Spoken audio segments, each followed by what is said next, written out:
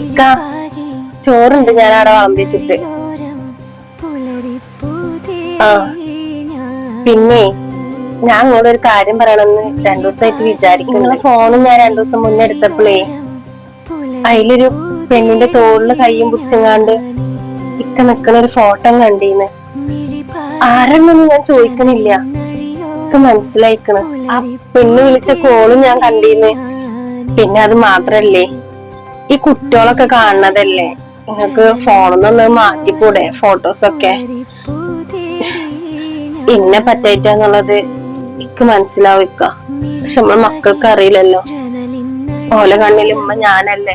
എന്നോട് ഒരുപാട് ആൾക്കാർ ഈ കാര്യം പറഞ്ഞിരുന്നു. പല സ്ഥലത്തുനിന്നായിട്ട് ഇക്കാനും ഓളയും കൂടി കണ്ടിരുന്നൊക്കെ. പക്ഷെ ഞാൻ അതൊന്നും ഇതുവരെ വിശ്വസിച്ചിട്ടുണ്ടായിരുന്നില്ല.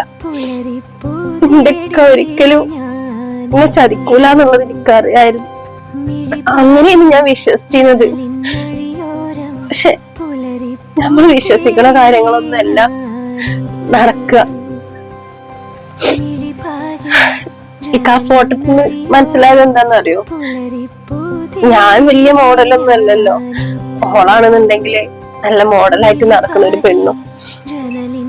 ഇക്ക വേണമെന്നുണ്ടെങ്കിൽ ഞാൻ നല്ല മോഡലായിട്ട് നടന്നോളാം.